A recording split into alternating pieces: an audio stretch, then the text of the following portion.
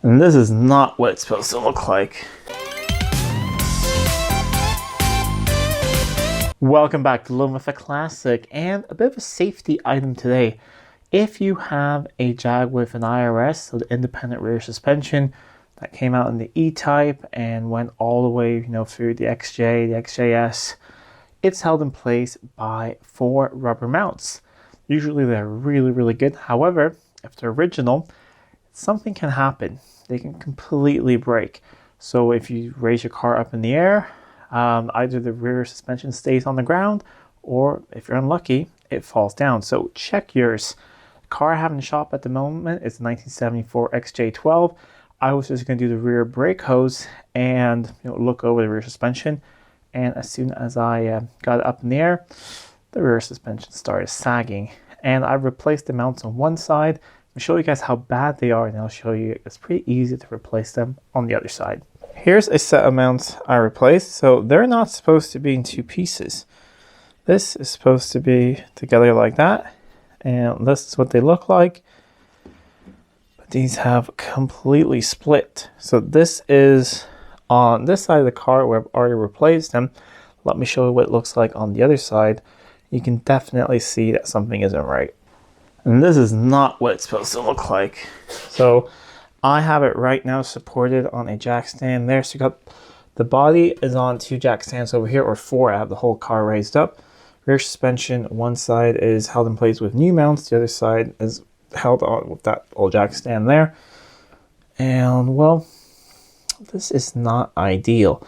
Luckily, they're pretty easy to replace. And if you get good ones, get the OEM ones, which are metal elastic. They'll last you a very long time. I mean, these are probably original to the car, so they're getting close to 50 years old, and this is quite a bit of a heavy thing. So it's quite fantastic that when this thing is up in the air, on a lift or something, that this will hold the rear suspension in place. I'm going to spray everything down again with some penetrating fluid. I sprayed it yesterday.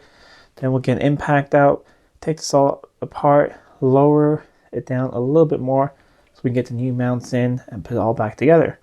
And yes, this is something that has slid out when this has happened, so I'm gonna have to put that all back together later. I have to go through the whole exhaust system on this car anyways, because there's some leaks pretty much everywhere, but this is more important first. Getting all this apart is straightforward. The only issue usually is that everything could be rusted in place, because I sprayed all this yesterday when I did the other side, and that side did come off pretty fine, but you never know. I'm going to start with the top mounts over here. There we go. It came out nicely. Why not? This same thing had happened to my XJ12 when I first got it, when it had been sitting for, what was it, like 16 years or something? The same thing happened. It was a lot more annoying then though, because I had a slow puncture on one tire, and it was sitting at my apartment I had when I went to university. It was just sitting in the car park there, or the parking garage. Couldn't really work on it there, and it was quite the pain to try and get the car up in the air to switch out the tire when the rear suspension was just staying on the ground, and I didn't have the best of a jack.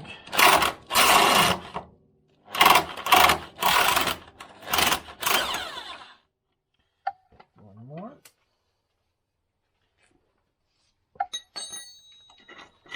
So you see it's completely loose. I will be lowering the suspension down a little bit again, just on this side to get the old one out and in.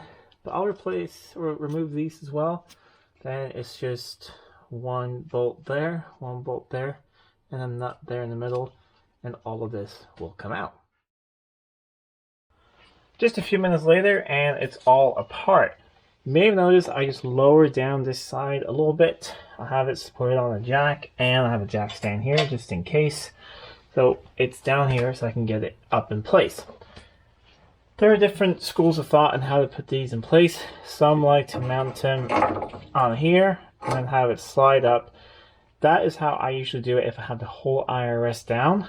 However, it can be difficult to line it up when you're doing only one side at a time. It's really ideal to lower or to remove this thing as well, which I can't think of right now what it's called, but the complete brain freeze. But to remove this as well to get everything up straight. I'm not going to touch it because it seems to be, like everything else on here, pretty original, and I don't want to snap anything to do that because I'm just charging the customer to do this job. And so I am going to get these into place up top first, and then we will raise up the rear and line them up for these holes, which is a lot easier to just line up holes here than to have to line all of that up.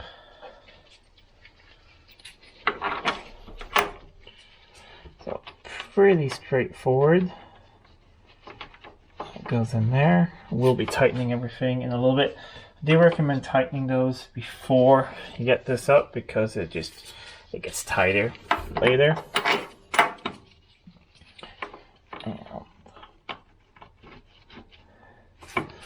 There we go. See if we can get this one on as well. It is a little bit tight.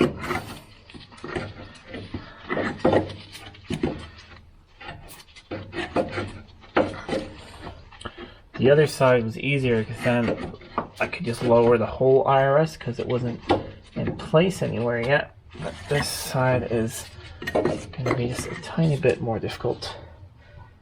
I'm going to try and see if I can lower it down just a little bit more. Let's see how far we can go.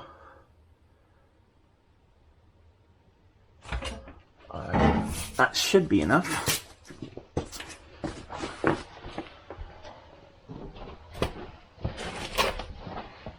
In case you're wondering, yes, we are going to do a video on dropping the whole IRS.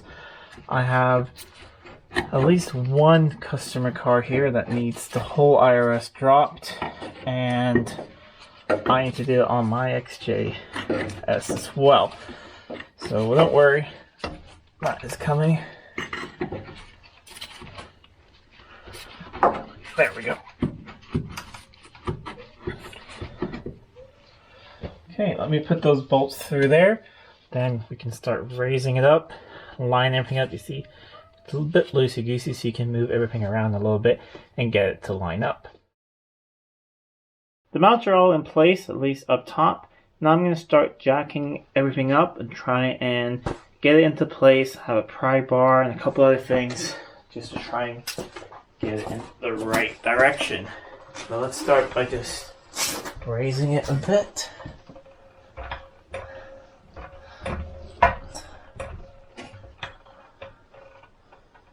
Let's see how we're looking. Okay, we're pretty close here. We're about to touch there, so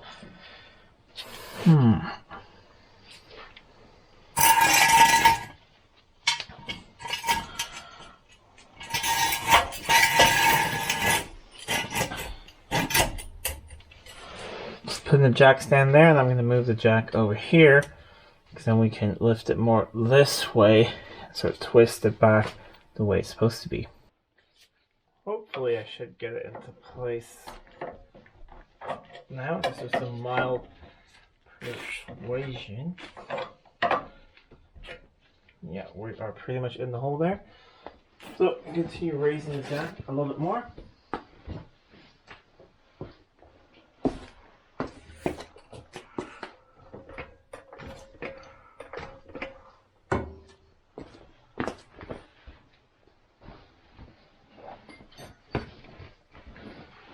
The problem is also that there's some interesting exhaust mount modifications here, and it's not really helping out. So it's usually not this difficult. Okay, that's in place. That one's going in as well. Next step is, just so that it doesn't fall out, I like to put these on. I'm not going to tighten it down because there's a groove here. There's quite a bit of adjustment on those, but the rest of it, there's not really any adjustment on that. So that's pretty good. I'm just going to get that started a bit.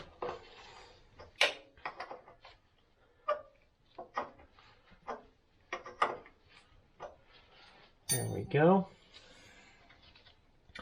Now we're pretty far off here, but I think if we continue to raise it up, we're going to get this into place, and those look pretty close, and then we can wiggle everything and get the last bolts in. There we go. That was a satisfying sound. Putting that on there, and the other one looks very, very well lined up as well.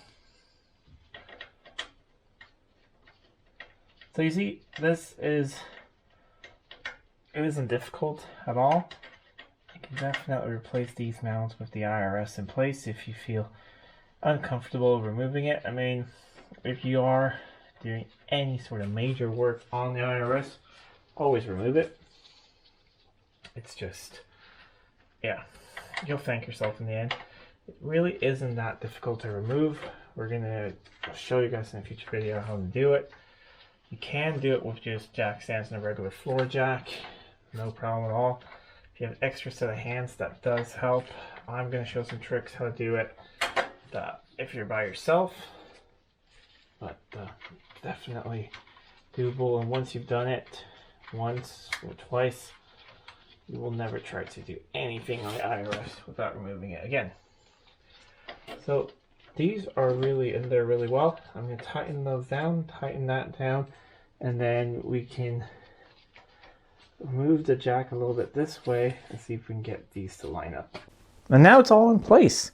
So the rear end will stay in the car, and it's just not being supported by anything right now. It's just hanging there, working the way it should.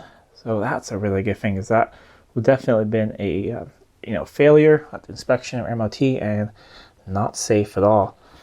While I was at it, I did replace the brake hose on the other side, so that's all done. Got the exhaust back together, so really not much left to do on this car before it's ready to be inspected. In case you forgot, this is what they look like. So yeah, check your mounts, and if they're bad, just replace them. And that's it for today's video. Next time you'll see this car is when I'll go out and test drive it, take it for an MOT, and then hand it back to its owner, who will drive it a bit, try it out, we'll figure out what works and what doesn't work. Then it'll come back with a list probably in spring sometime, and we'll sort out a couple things. But should be up and running now, and running all 12. We got brakes that work. We have a rear suspension that's actually going to stay in place, new hoses everywhere, so lots of good safety items have been done. Anyways, if you liked this video, please give a thumbs up, share it with friends. If you're not already subscribed to the channel, please do subscribe to the channel. It really does help out a lot. If you want to support the channel even more, you can become a patron down below. You get early access to most videos. I do my best to, not everyone, but sometimes I miss a couple, but early access to most videos and a couple of perks as well. But a huge thank you to everyone who already is a patron of the channel. It means a lot, and the support goes a long way towards making better content for you guys. Until next time, I'm Adam. This was Living with a Classic. I'll see you soon.